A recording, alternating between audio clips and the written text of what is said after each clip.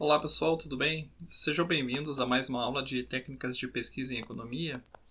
Na aula de hoje a gente vai trabalhar sobre dois temas que estão relacionados, que é o tema da leitura do trabalho científico anterior, que vai dar embasamento ao que a gente discutiu na última aula, e também algumas formas de a gente registrar as nossas anotações em relação àquilo que a gente está lendo, para elaborar o nosso próprio projeto de pesquisa ou o nosso trabalho já de pesquisa na sua versão final.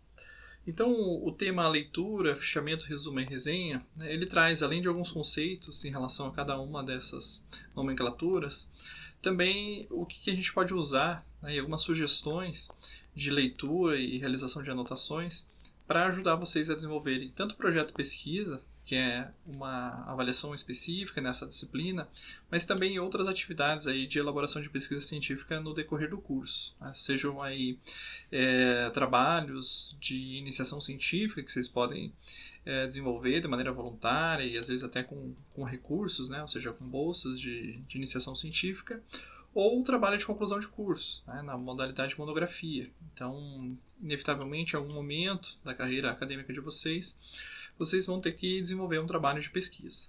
Então, basicamente, essa aula ela já vai ajudando, a exemplo das anteriores, a pensar em maneiras mais práticas de como fazer esse processo de pesquisa acontecer. Bom, em primeiro lugar, quando a gente fala da leitura do trabalho científico, quando ele está orientado para uma pesquisa acadêmica, uma pesquisa científica, ela é uma leitura com propósito, no sentido de que a gente não vai ler como um romance, como outro tipo de literatura, que a gente vai ler só para conhecimento, para desfrutar de um momento de lazer. Pelo contrário, aqui a gente vai sempre estar buscando uma literatura anterior que nos dê suporte, embasamento para a pesquisa científica que a gente quer desenvolver.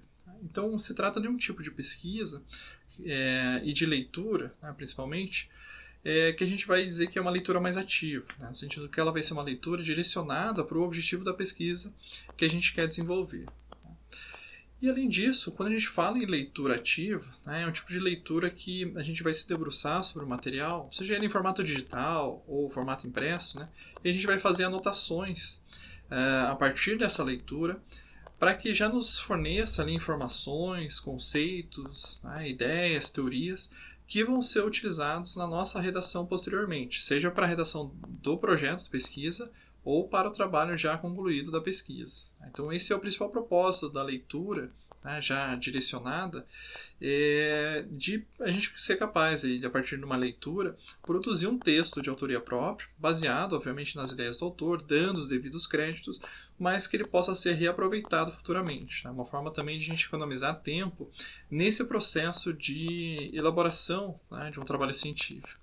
E muitas vezes a gente vai ter que se debruçar sobre tantas obras anteriores que a gente não vai conseguir, na hora da redação, sempre voltar aos textos originais. Então, é uma forma também de a gente sintetizar a ideia de um autor e prescindir da leitura do texto original, ou da releitura do texto original. Então a gente faz uma primeira leitura, compreende, faz as anotações próprias e depois, quando a gente for redigir o nosso próprio trabalho, a gente consultaria somente as nossas anotações e não necessariamente a gente precisaria voltar ao texto original para relembrar as ideias daquele autor. Então, seria uma etapa intermediária para que a gente pudesse auxiliar a nossa memória, principalmente porque pode transcorrer um período de tempo muito grande entre o momento que a gente leu uma determinada obra e depois a gente vai lendo outras e outras, a gente pode até confundir as ideias de autores distintos, e o momento que a gente vai redigir o nosso trabalho efetivamente. Então, não necessariamente a gente vai lendo e redigindo, às vezes é necessário que a gente leia um conjunto de trabalhos, vamos supor lá uns 10, 15 trabalhos, até que a gente consiga fazer uma formulação própria. Seja da colocação do problema de pesquisa, seja do nosso referencial teórico, como a gente trabalhou na última aula. Então, independente de qual seja a parte do trabalho que a gente está redigindo, a gente vai precisar acumular aí uma leitura anterior, e essa leitura que gera como produto anotações pessoais, que nos auxiliam a redigir posteriormente, elas vão ser uma maneira bastante eficaz, ou pelo menos mais eficiente, no sentido de nos economizar tempo de retrabalho. Ou seja, bom, eu li aquele autor, ele era interessante, mas eu não lembro exatamente o que ele escreveu, então vou ter que ler a obra, vamos supor que seja um livro lá de 200 páginas, e você não fez nenhuma anotação, você vai ter que reler tudo para relembrar aquilo que você queria resgatar para colocar no seu próprio texto. Tá? Então, a ideia de trabalhar com essas anotações, e a gente vai ver diferentes formas aqui de fazer essas anotações, é justamente auxiliar, né, nesse processo de pesquisa científica, que é um processo trabalhoso, né, principalmente se a gente quer avançar para a fronteira do conhecimento. Então a gente tem que acumular uma carga de leitura muito grande para trazer algo que realmente seja novo, né, que contribua para o avanço da ciência. Então a gente precisa primeiro dominar o que existe em termos de produção científica até o momento, para depois a gente conseguir, né, trazer contribuições mais originais e pertinentes aí a determinada área do conhecimento. Bom, aqui na leitura que eu vou recomendar para vocês lerem na aula de hoje, tá, tem essa sugestão de uma técnica, vamos dizer assim, né, uma técnica de leitura que consiste de algumas etapas para que a gente possa ler o trabalho científico e tirar o melhor proveito de cada leitura. Tá? Então, a primeira etapa começa com esse círculo superior, né, que seria a etapa de olhar, literalmente olhar de maneira mais rápida, né, o trabalho, a obra, seja um livro, seja um artigo científico, né, do seu início ao fim, com o objetivo de ir identificando qual é a estrutura desse trabalho, que tipo de conteúdo eu vou encontrar em cada sessão, em cada capítulo, justamente para ajudar o pesquisador a identificar se aquele trabalho realmente é de interesse, né, para a sua pesquisa científica. Então, quando a gente faz a pesquisa, por exemplo, como eu mostrei nas aulas anteriores, né, eu vou lá no periódico CAPES, ou vou no Google Scholar, ou vou na biblioteca, e estou interessado em um determinado tema, eu vou encontrar muitos trabalhos. Né? Então, eu vou pesquisar num primeiro momento com relação aos títulos, né? Então eu vou ver os títulos que mais têm a ver com o tema de pesquisa que eu estou interessado, e posso também fazer uma pré-seleção a partir dos resumos. Né? Mas, posteriormente, eu vou ter que me debruçar, né, sobre esses trabalhos, e não necessariamente todos eles vão ser do meu interesse. Então eu vou ter que fazer um filtro, né, um segundo filtro, posteriormente, para eu ir direcionando quais são as leituras prioritárias e aquelas que vão ser secundárias para o meu trabalho. Né, e aquelas que realmente vão ser descartadas. Então, essa etapa de olhar, né, fazer uma leitura mais superficial, justamente tentando identificar a estrutura e conteúdo que vai estar contido dentro daquele trabalho, sem se aprofundar, seria uma etapa inicial aí do processo de leitura, né, sugerido aí pelos autores do livro. O segundo passo, né, importante, seria fazer a leitura, né, ou antes de proceder à leitura, estabelecer questões, perguntas que você gostaria de obter resposta a partir da leitura daquele trabalho. Né? Ou seja, que tipo de dúvidas o leitor tem e que gostaria de verificar na obra lida, né, as possíveis respostas. Então, isso seria bastante interessante, né? E é claro que a qualidade das questões e a própria capacidade de fazer questões, ela vai ser muito influenciada pelo que a gente já conhece sobre um determinado tema. Né? Então, à medida que a gente vai lendo, provavelmente nas primeiras leituras a gente não vai ter questões pré-formuladas. Né? Mas a partir da segunda, da terceira, a gente já vai formando uma ideia, né, uma consciência sobre um determinado tema, como outros autores trabalharam, e aí a gente já vai buscando as informações que nos interessam nos próximos trabalhos. Né? Então isso também ajuda a direcionar a leitura para que ela não seja uma leitura passiva, né? Ou seja, ela é uma leitura em que você está lendo com uma certa atenção e com a consciência de que você está buscando respostas dentro daquele texto. Né? Então, a partir da elaboração dessas questões iniciais, a gente procederia à leitura. Né? Além disso, essa leitura, né, ela seria complementada numa etapa posterior, ou durante a leitura a gente poderia fazer algumas marcações no texto, tipo sublinhar, passar uma caneta para destacar um determinado trecho do texto, enfim, coisas que nos chamaram a atenção, sejam dados relevantes, uma definição, um conceito específico, uma relação de causa e efeito que o trabalho científico nos traz. E aí, nesse momento da revisão, né, basicamente a gente pegaria as nossas anotações e organizaria as ideias no sentido de tentar sintetizar o que a gente leu ali. Né? Ou seja, colocar o que foi lido com as nossas próprias palavras. Né? Esse seria um exercício bastante importante, esse exercício de revisão, né? Revisar o que a gente anotou na nossa leitura e escrever um texto, né? Um esquema, alguma coisa que nos permita relembrar algumas ideias posteriormente. Tá?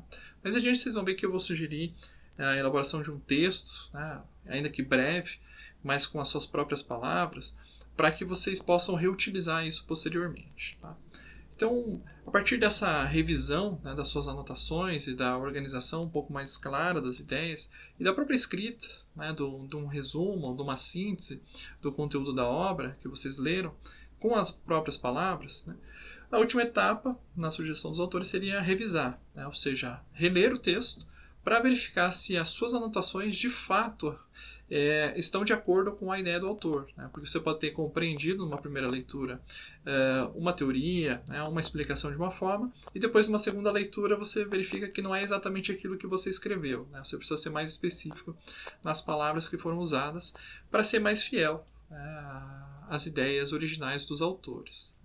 Então aqui é uma sugestão, obviamente que na prática da pesquisa, né, cada pesquisador, cada aluno, cada professor, ele acaba desenvolvendo, né, um hábito de leitura e de anotação específico. Né? Então não é uma receita de bolo, mas é uma sequência sugerida aqui para que a gente possa tirar o melhor proveito das leituras, principalmente no sentido de elaborar anotações e que essas anotações elas fiquem, né, o mais prontas possíveis de ser utilizadas posteriormente. Né?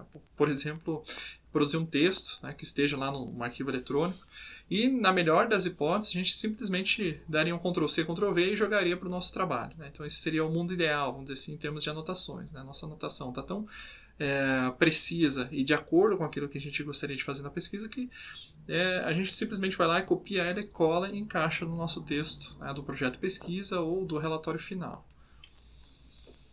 Bom, com relação à leitura, né, a gente pode ter algumas classificações, né, eu não vou me ater muito assim, às classificações que estão lá no texto, mas eu acho que essas 4 que são colocadas aqui são interessantes. Tá?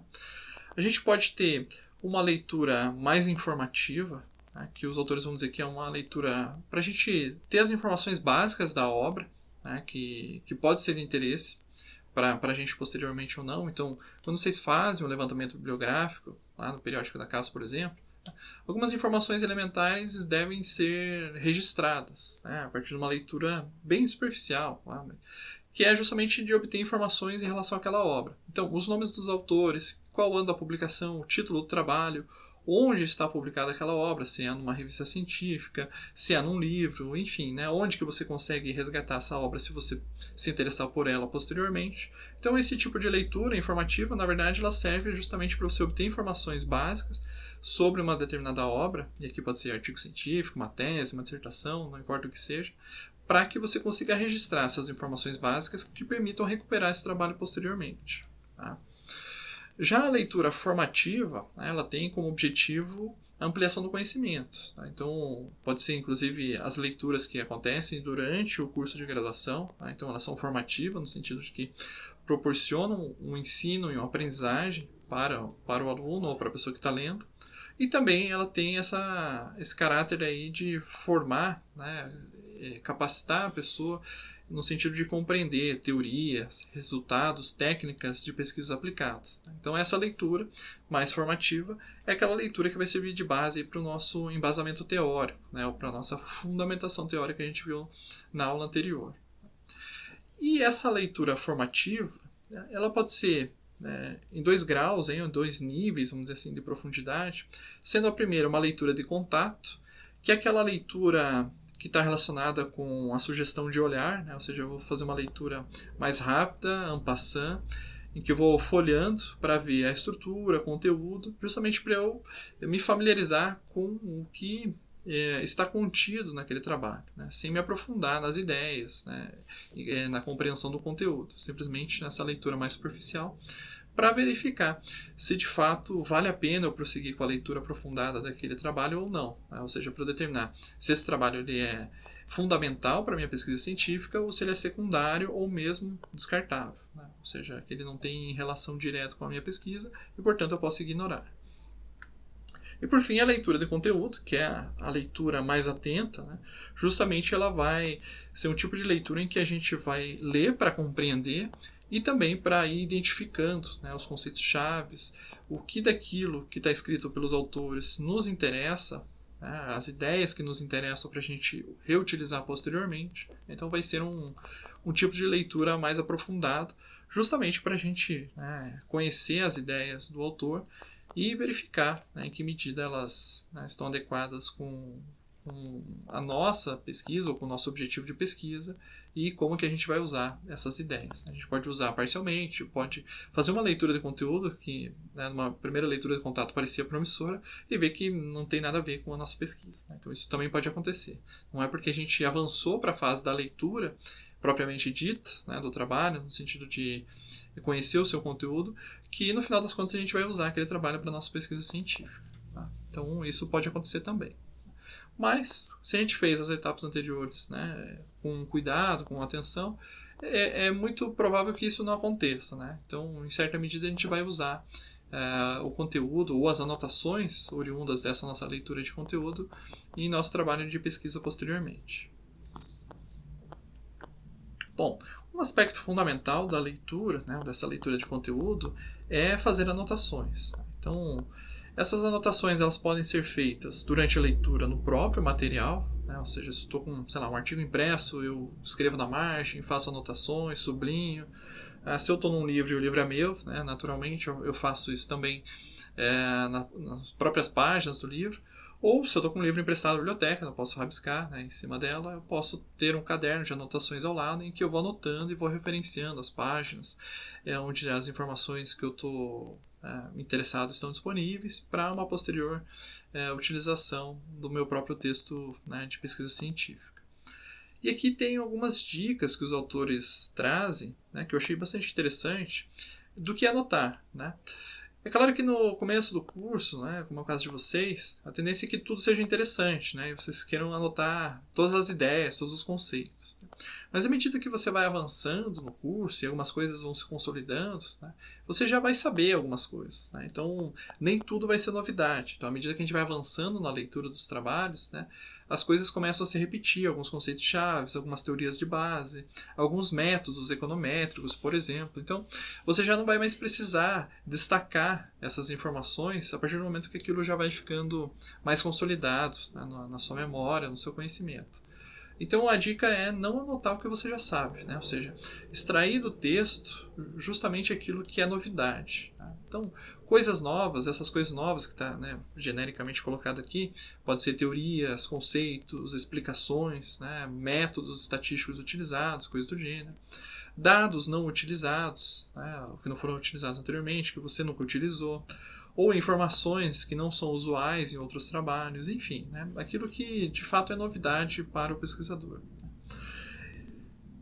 Além disso, pode haver trechos da obra, né, que você acha que está perfeitamente colocado e que seria interessante reutilizar isso. Então vocês podem citar os autores, a gente vai ver isso um pouco mais à frente no curso, nas normas lá de citação, mas de qualquer forma vocês podem utilizar, né, escrever no trabalho de vocês o trecho, uma frase, um parágrafo, exatamente como o autor original colocou. Tá? Aí uma coisa importante é o seguinte, né, sempre tomar o cuidado para dar os devidos créditos. E aí, para não confundir, se você está, por exemplo, escrevendo coisas no seu caderno ou está usando um editor de texto no computador para anotar, o ideal sempre é que as suas anotações, né, tenham a sua própria linguagem, né, ou seja, é algo pessoal. É um texto que você mesmo vai utilizar posteriormente, então é de autoria própria. E quando você trouxer citações diretas, né, exatamente as palavras que foram utilizadas pelo autor da obra que você leu, você deixar entre aspas, indicar a página onde está disponível esse trecho, né, para que você possa reutilizar posteriormente. Então, sempre diferenciar o que é a sua produção própria de texto daquilo que é a produção ou a reprodução, né, integral do texto do autor que você está lendo. Além disso, é importante, a gente vai ter uma aula específica sobre isso também, anotar a referência bibliográfica. Tá? Então, a gente vai ver alguns outros conceitos na sequência, mas as referências bibliográficas, né, vocês vão ter aí à disposição de vocês, hoje em dia, alguns softwares que auxiliam a gente a automatizar o registro das referências bibliográficas, mas lembre-se, lá no final do trabalho, vocês vão ter que colocar todas essas referências, existe uma norma, um padrão, de citação, né? Ou seja, você tem que elencar as obras que foram consultadas e algumas informações básicas têm que ser levantadas, como o nome dos autores, o título do trabalho, subtítulos se tiver, a cidade que foi escrito, qual é a edição, o ano da publicação, o nome da editora, etc. Né? Então vai ter aí uma série de informações, dependendo do tipo, né? Se é um livro, se é um artigo, uma tese, etc., de informações que você precisa registrar para depois colocar nas suas próprias referências. Né? Então o ideal seria você deixar isso aqui bastante organizado, no sentido que se você precisar trazer uma referência de uma obra que você utilizou no seu projeto de pesquisa ou no seu relatório final, você vai simplesmente copiar e colar isso para o teu trabalho. Tá?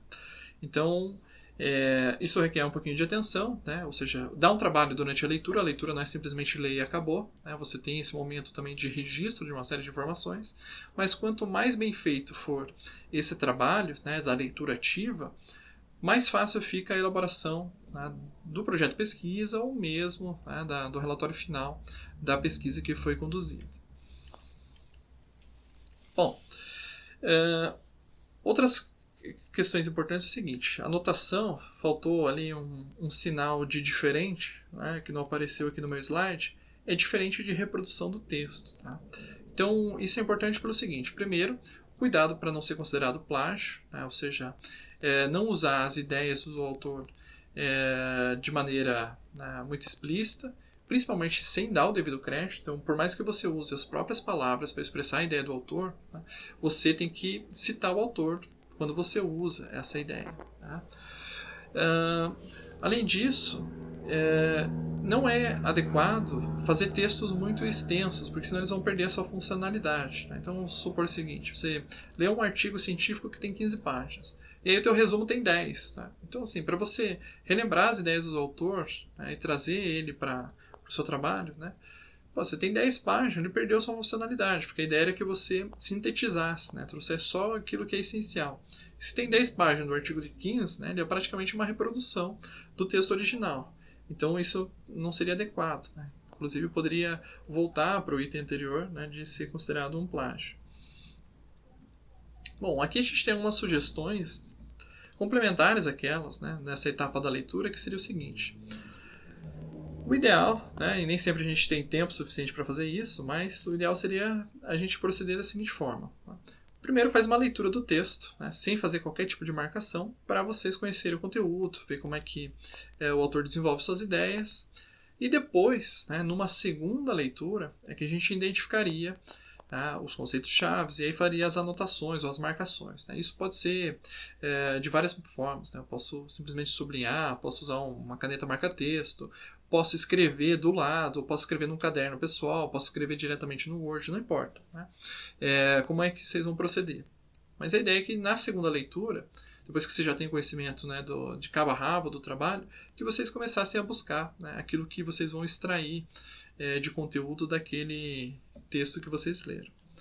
Aí o terceiro passo seria reconstruir essas ideias a partir das anotações, supor das palavras-chave que foram sublinhadas, e escrever um texto coerente, né, com suas próprias palavras, ou seja, com um parágrafo, com frases que têm, né, coerência textual, coesão, né, um parágrafo ligando no outro, enfim.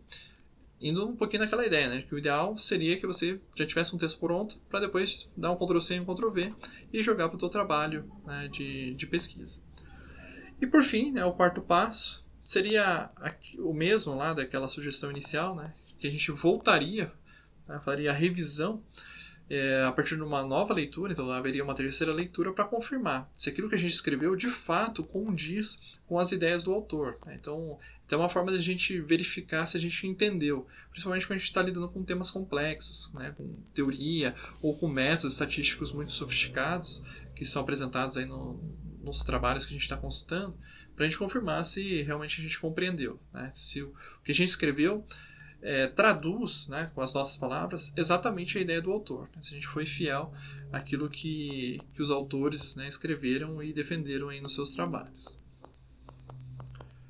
Bom, a gente pode ter diferentes formas de anotações. Né? Uma delas que vai aparecer no texto que vocês vão ler são sumários, né, que basicamente são anotações curtas de ideias e conceitos. Então, por exemplo, pode ser só palavras-chave. Né? Então, essa ideia de sumário é que ele sumariza mesmo, né? E você não usa um texto muito bem articulado. Né? Então, isso aqui pode ser interessante, por exemplo, quando você está ainda na fase, né, de levantamento bibliográfico E aí você tem um monte de textos, né? E você não sabe exatamente por qual deles começar, quais que você vai usar.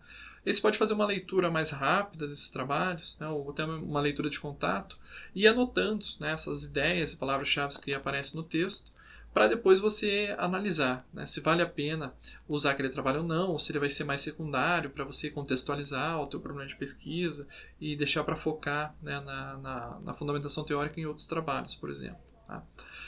Você pode também usar esquemas, que basicamente são relações entre ideias, conceitos ou partes do texto. Né? Então, o esquema é, né, uma ideia maior que relaciona com, né, uma, duas, três, quatro ideias menores, né? Ou seja, como é que está relacionado às ideias do autor ou mesmo, né, à estrutura de uma obra.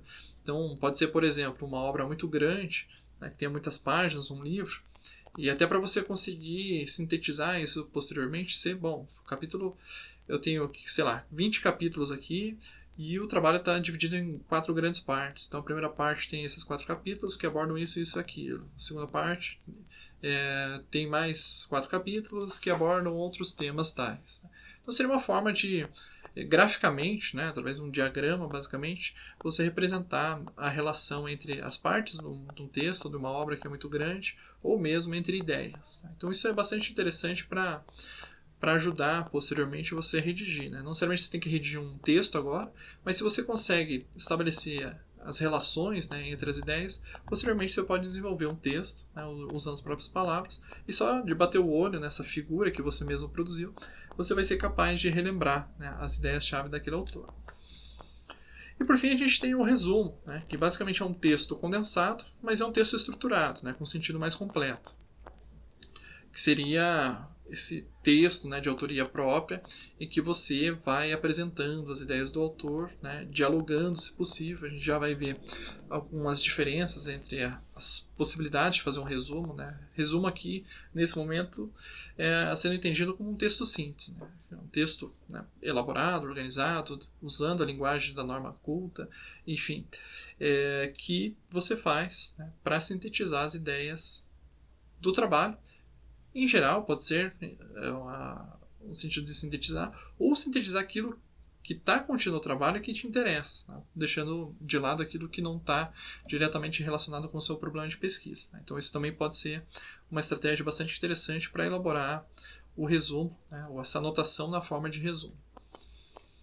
Bom, eu trouxe algumas definições aqui, né, que vai ajudar a gente a compreender um pouquinho algumas nomenclaturas que vão aparecer na vida acadêmica de vocês, com certeza. Tá? Bom, a primeira delas é de fichamento. Tá? Então, quando a gente fala em fichamento, basicamente se refere ao registro ou às anotações, né, que eu usei até agora, da forma e do conteúdo do material bibliográfico que vocês consultaram, né, ou que fizeram a leitura. Como é que vocês vão fazer esse registro, essas anotações? Bom, pode ser num caderno de anotações, ou pode ser num documento digital. Você pode abrir, sei lá, um arquivo em Word para cada material que você leu para registrar suas anotações. Ou você pode usar isso online, sei lá, no Google Drive ou outros, né? Enfim, não importa. O ideal, obviamente, seja que vocês registrem em um local que seja facilmente recuperável. Né? E hoje em dia, né, os arquivos digitais gravados na nuvem, né, salvos na nuvem, são a forma mais fácil de a gente recuperar esses materiais. Né? Então o fichamento é isso, né? A gente registrar as informações básicas, a forma, né, em relação à forma e o conteúdo daquilo que a gente leu.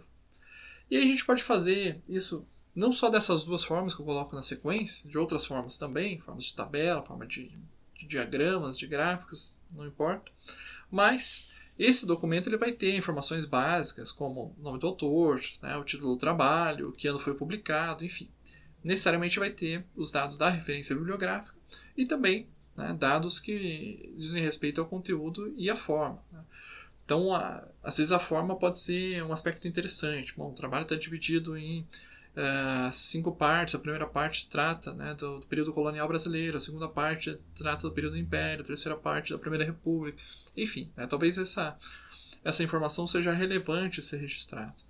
E também o conteúdo. Né? Obviamente o objetivo final é a leitura aprofundada para compreender um pouquinho melhor as ideias do autor e tratar de fazer uma síntese, né, do conteúdo dessa obra. Então a gente tem o resumo e a resenha. Tá? Então, o resumo, basicamente, ele é um texto-síntese do conteúdo de uma obra bibliográfica.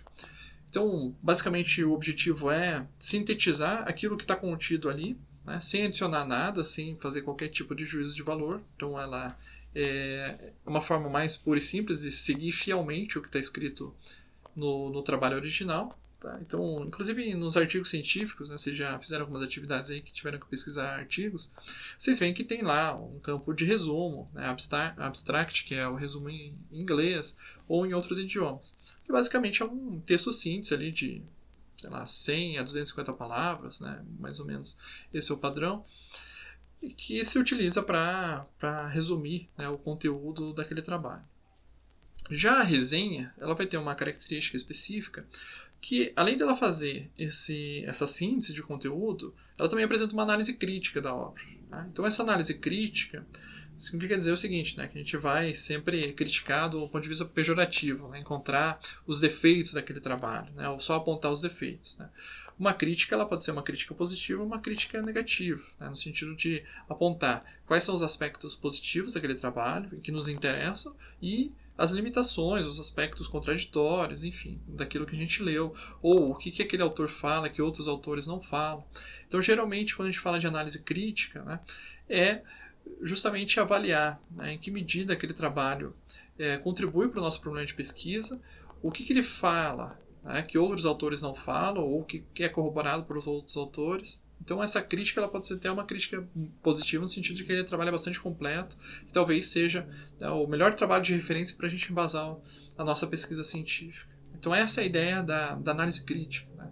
Ou seja, a gente lê o trabalho, saber o contexto em que ele foi elaborado, quem são os autores, né, com quem eles dialogam, o que eles propõem em termos de teoria, quais testes empíricos foram realizados, se é que foram, enfim. Né? Então, esse é o tipo de crítica, né, ou de análise crítica, que são apresentados numa resenha. Né? Ou seja, não só a gente, né, faz essa análise, como a gente registra na forma textual isso também. Isso é legal, né, é muito interessante para a gente fazer no nosso fichamento, ou seja, faço a leitura, faço as minhas anotações e elaboro uma resenha. É claro que ela tem que ter um tamanho adequado. Né? Assim, enfim, vocês vão ver no texto que eu recomendei para vocês que resenha de obras, né, geralmente tem de, sei lá, 2 a 5 páginas. Né? Não necessariamente vai ser esse o tamanho, se estão lendo um artigo científico, uma monografia, enfim. Isso tudo vai depender, obviamente, da extensão da obra que vocês estão lendo e do quanto de informações relevantes que vão estar contidas nesse trabalho, da análise que vocês vão fazer, da discussão que vocês vão fazer com trabalhos anteriores, com outros trabalhos de outros autores, para registrar no seu fichamento. Né? E pensando sempre que a ideia é que essas anotações que vão estar nesse fichamento, sob a forma de resumo ou sob a forma de resenha, elas sirvam de base para que vocês possam, né, pegar esse texto, que é de autoria própria de vocês, né, uma interpretação sobre o trabalho que vocês leram, e que vai ser apresentado, né, no trabalho final, seja no projeto de pesquisa, ou seja no relatório final. Então a ideia é sempre criar um texto, né, o mais bem elaborado possível para dar um Ctrl+C e um Ctrl+V. E na fundamentação teórica, né, geralmente a gente estabelece esse diálogo de ideias. Portanto, a resenha me parece ser mais adequado ou mais interessante de fazer do que o resumo.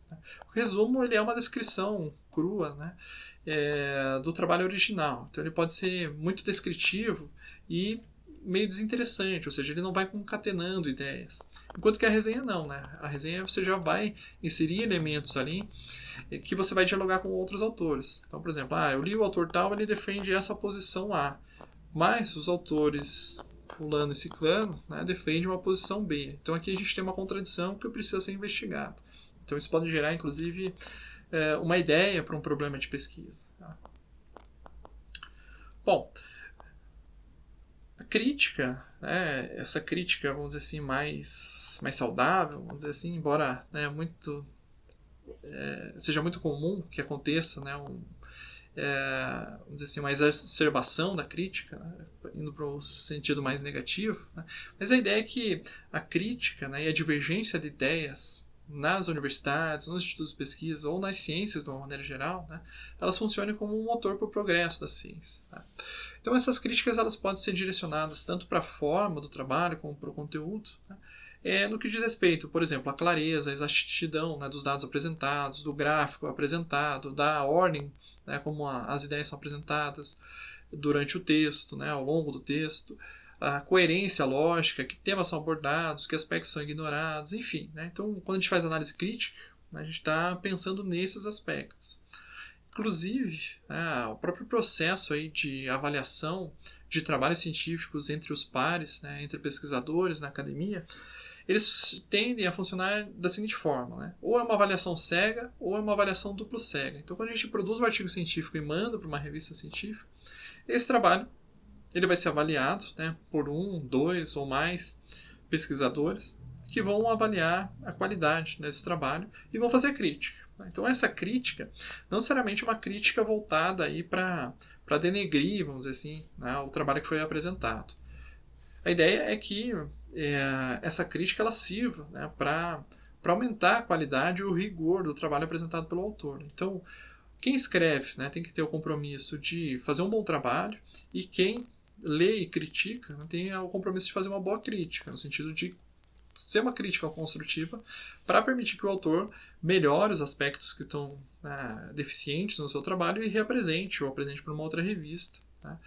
Defendendo uma ideia ou que traga mais evidência sobre uma hipótese que foi aventada. Tá?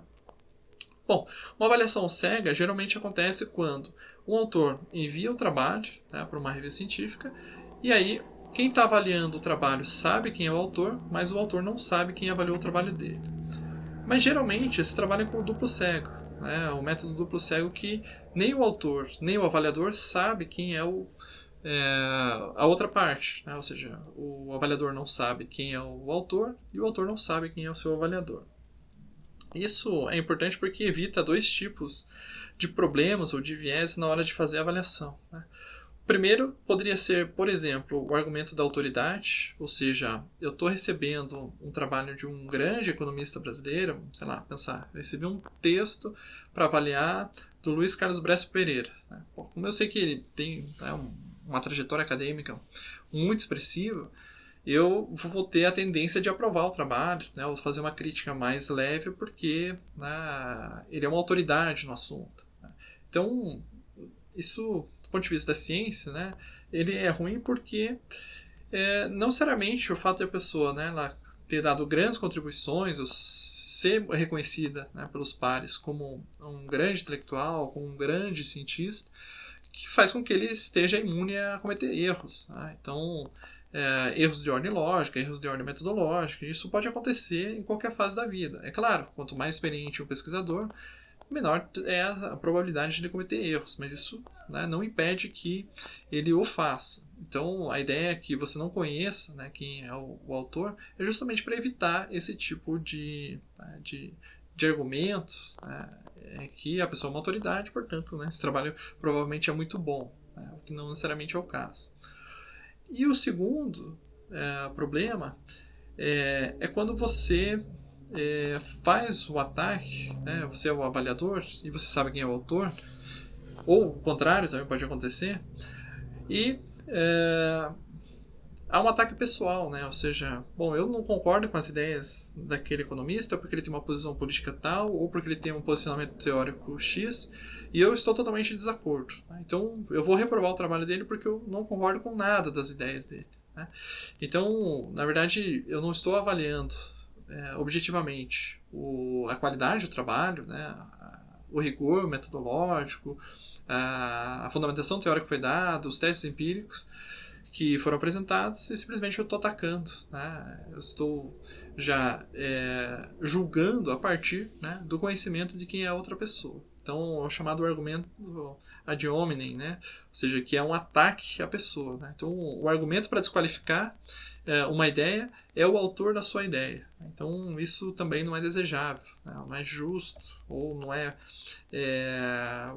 producente no sentido do avanço da ciência. Né? Então, isso seria muito contraproducente. Né? Que bons trabalhos, né, fossem rejeitados ou criticados de maneira negativa por conta, né, de um desafeto entre o autor e o avaliador. E também, né, pode acontecer que a gente receba uma crítica, tá, e a crítica não é boa. Né? Ou seja, bom, a pessoa não entendeu, ela leu e não entendeu. Ou ela tem uma outra visão de mundo, ela está baseada em outra teoria, mas essa teoria não é a mais atual, eu estou me baseando em outra. Né? Então eu tenho a crítica da crítica. Né? Eu posso ter esse processo. E aí o crítico inicial não aceita a crítica daquele que recebeu a crítica. Eu teria a crítica da crítica, e assim infinitamente. Né? Então esse tipo de argumentação, né, ad nauseam, seria até realmente a gente ficar com náuseas, né? Ou seja, uma discussão infinita. E essa não é a ideia da crítica na ciência, né? Ou seja, a crítica ela deve ser objetiva, focada no conteúdo ou na forma e sempre apontando, né, quais são os aspectos positivos do trabalho e quais são os aspectos que precisam ser melhorados. Né? Então, é assim, né, do ponto de vista ideal, é claro que isso é um mundo ideal, que as ciências deveriam avançar. Tá? Então, é nessa perspectiva que também, se vocês forem fazer uma resenha, que vocês façam, né, essa análise crítica dos textos que vocês estão lendo nessa perspectiva. Né? Ok, bom, esse autor ele não poderia ter explorado esse aspecto, não explorou esse outro, mas tem um outro autor que fez isso, mas deixou de fazer aquilo. Então é esse tipo de análise crítica, né, que a gente deve fazer a partir da leitura dos trabalhos. E o nosso texto ele mais ou menos vai dar essa discussão, né, de colocar uma espécie de um diálogo entre os diferentes autores e apontando, né, essas características ou as ideias, né, principalmente aquelas que são em oposição entre os autores. Bom, por fim, eu acho que esse é um aspecto bastante importante, que são as chamadas notas pessoais, que a gente pode incluir no nosso fichamento, né, que basicamente são as nossas opiniões sobre o tema pesquisado, ou sobre aquela obra que a gente leu, principalmente. Né. Então, essas notas pessoais elas podem ser, por exemplo, um texto que a gente adiciona defendendo as nossas próprias ideias, e essas nossas ideias elas podem estar corroborando com os autores que a gente consultou, ou pode estar refutando um determinado autor de uma obra. Né? Então, eu posso acrescentar esse tipo de comentário. Posso também tecer comentários sobre o pensamento de outros autores. Então, bom, esse autor colocou essa perspectiva, por outro lado, o autor Y, X, Z colocou, né, isso de outra forma. Isso é complementar? Isso é contraditório? Né? Então, nem sempre as ideias, elas são, por serem diferentes, elas são contraditórias. Né? Pode ser simplesmente aspectos distintos de um fenômeno que, quando você vai colocando em diálogo, né, diferentes autores, você consegue ter uma visão mais completa. E também você pode indicar, né, onde e como utilizar essas ideias da obra consultada no seu próprio trabalho. Bom, isso aqui... esse texto traz dados muito interessantes sobre a inflação brasileira no período recente e eu posso usar isso na minha contextualização na introdução, por exemplo. Tá? Então seriam comentários pessoais, mas que serviriam, na hora de você consultar novamente, né, direcionar o que eu faço com essas informações que eu anotei nesse fichamento. Bom, vocês devem ler aí o capítulo 5, né, do livro que está organizado aí pelo Duílio Perni e pela Brena Fernandes, né, Métodos e Técnicas de Pesquisa. Acho que o capítulo é do Roberto Meuro e do Luiz Carlos, agora não vou lembrar o sobrenome. Mas é bem interessante, né? Eu recomendo muito que vocês leiam, porque ele tem uma visão já mais pragmática, né, desse processo de leitura, e eu acho que vai auxiliar muito vocês nessa etapa, né, da produção de um primeiro projeto de pesquisa, né, na vida acadêmica aí de vocês no curso de Economia. Bom, eu desejo a todos aí uma excelente semana de estudos e nos vemos na próxima aula.